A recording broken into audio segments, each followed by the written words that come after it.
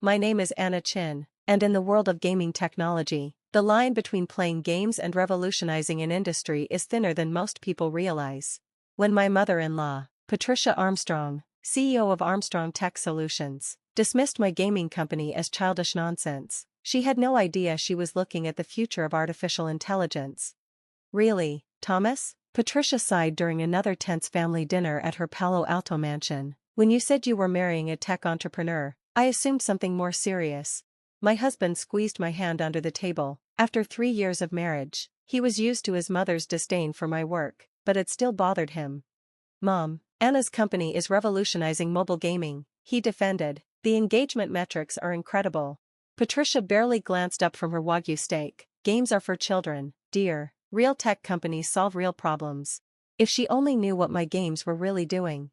The story began 5 years ago when I was working on my PhD in artificial intelligence at Stanford, while everyone else was focused on traditional machine learning applications. I saw something different, the potential of mobile games to collect unprecedented amounts of human behavioral data.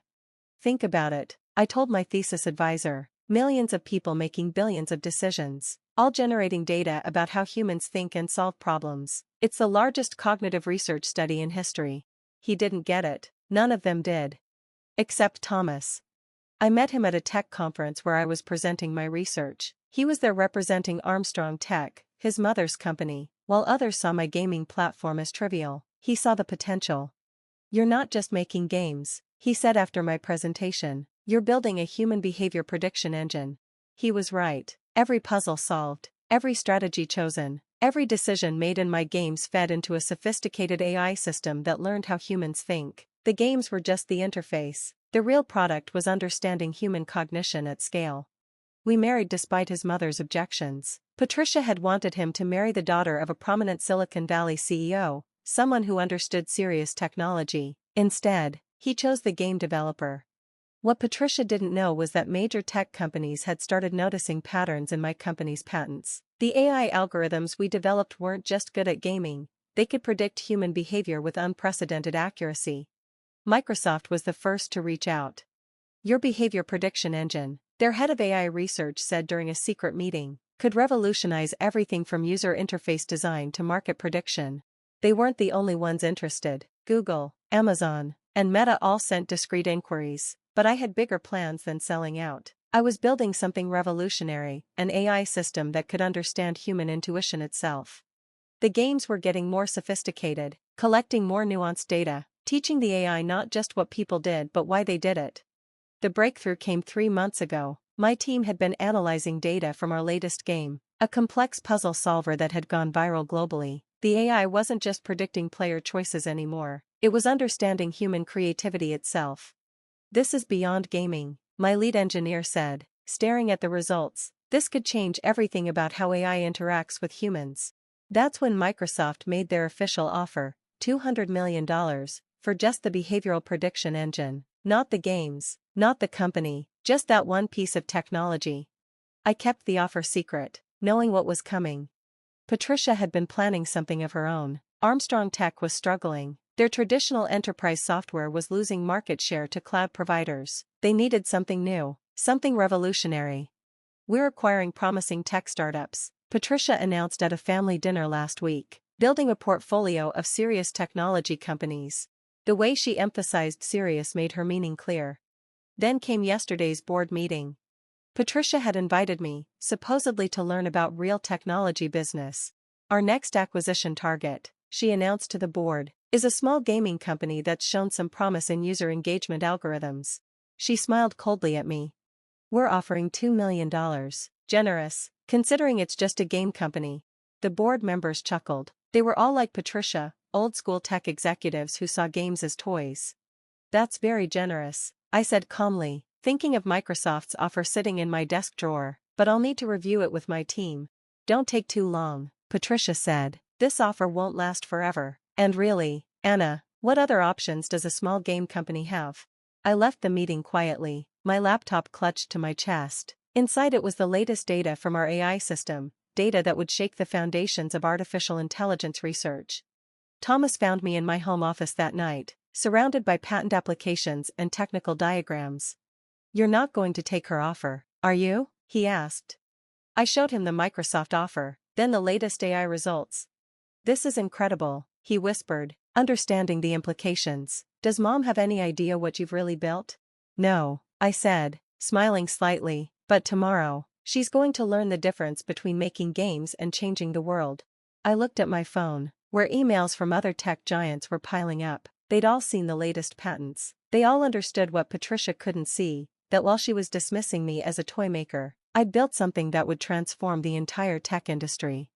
Tomorrow's board meeting would be interesting indeed. The next morning's board meeting started exactly as Patricia had planned. Almost. I arrived early to find Armstrong Tech's boardroom already filled with unexpected faces, along with the usual board members. Representatives from Microsoft, Google, and Meta sat quietly in the observer seats. Thomas had made some calls. Patricia's triumphant smile faltered slightly when she saw them. What are they doing here? She whispered to her assistant. Observing a potential acquisition, I replied, smiling. I answered, setting up my laptop. Isn't that what you wanted? To show everyone how serious Armstrong Tech is about expanding into new technologies? She recovered quickly, launching into her prepared speech about Armstrong Tech's vision for consolidating promising startups. The board members nodded along, right until I started my presentation. Before we discuss acquisition offers, I said, standing, let's talk about what you're actually trying to buy. The screen lit up with our latest data visualization, a real-time map of human decision-making patterns, collected from 50 million players across our gaming network. This isn't just a gaming company, I continued, it's the world's largest human behavior research project. Every player, every decision, every solution they discover, it all feeds into an AI system that doesn't just predict behavior, it understands human intuition itself. The Microsoft representative leaned forward. The behavioral prediction engine, I added casually, watching Patricia's face pale, which Microsoft has valued at $200 million, just for that one component, not the games, not the user base, not the other technologies we've developed. The room erupted in whispers. Patricia tried to interrupt, but I wasn't finished. But the prediction engine is just the beginning, I continued, pulling up the next set of data. 3 months ago, we achieved something unprecedented. Our AI didn't just predict player choices, it started understanding creativity itself, how humans innovate, how they solve problems in ways machines never could. I demonstrated the system's capabilities, showing how it could now generate entirely new game scenarios based on its understanding of human creativity. The tech representatives were practically salivating. Think beyond games, I said. This technology could revolutionize everything, from drug discovery to climate solution modeling. It doesn't just process data, it thinks like humans think. The Google representative stood up. We'd like to revise our offer. As would we, the Meta representative added quickly. Patricia looked like she'd been hit by a digital truck. Her $2 million offer lay forgotten on the table. This is irregular, she tried. We had an understanding. No, Patricia, I cut in quietly. You had assumptions about games, about technology, about what constitutes serious innovation. Those assumptions just cost Armstrong Tech its biggest opportunity since cloud computing. I turned to the board. I'm not interested in selling my company, I said, but I am interested in partnerships, real ones, with companies that understand the value of what we've built. The next 2 hours transformed Armstrong Tech forever. Instead of acquiring my little game company, they ended up negotiating a joint venture partnership, one where my company would lead their AI research division. Microsoft and Google both secured licensing deals for the behavioral prediction engine. Meta launched a research partnership for creative AI development. Patricia sat silently through it all, watching as her planned acquisition turned into a complete reorganization of her company's future.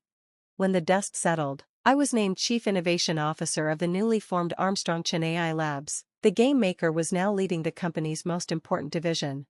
How long? Patricia finally asked when everyone else had left. How long have you been building this? Since the beginning, I replied. Every game, every seemingly simple puzzle, they were all part of something bigger. Something you could have seen if you'd looked past your prejudices about gaming. She nodded slowly, decades of assumptions crumbling. Thomas knew, didn't he? She said. He saw it at the very beginning. He understood that innovation doesn't always look serious on the surface. The transformation of Armstrong Tech was dramatic. Our gaming-derived AI technology revolutionized their enterprise software. making it intuitive in ways competitors couldn't match. The stock price tripled within 6 months. More importantly, the company culture changed. The distinction between serious technology and just games disappeared. Innovation was judged on impact, not appearance.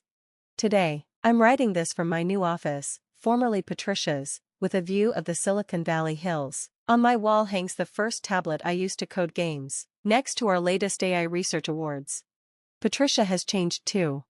Last week, I caught her playing one of our games on her phone. Research, she claimed. But I saw her smile when she solved a particularly tricky puzzle.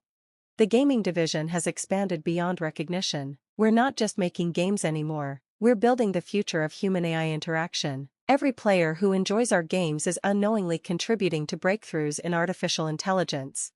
Thomas loves telling the story at industry events.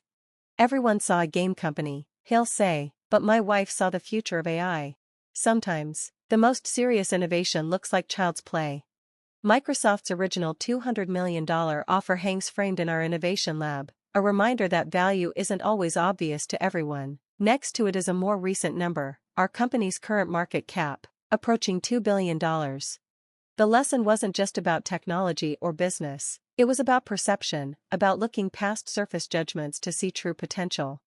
Last month, a young developer pitched me a new game idea. The board members, including Patricia, listened intently as she explained how the gameplay would generate data about human problem-solving patterns. It might look simple, the developer said nervously, but the underlying technology could change everything. Patricia finished, surprising everyone. We learned that lesson already. Sometimes, the best revenge isn't proving people wrong, it's opening their eyes to see what was there all along. The games we create still entertain millions, but now, everyone understands, they're also building something profound, a bridge between human intuition and artificial intelligence. As I watch players around the world enjoy our latest game, each of them unknowingly contributing to the next breakthrough in AI research, I think about that first board meeting, about how quickly assumptions can crumble when confronted with undeniable innovation. The future of technology doesn't always wear a serious face. Sometimes, it comes disguised as play, as fun, as just games. And sometimes, the people others dismiss as toy makers are actually building tomorrow's reality, one game at a time.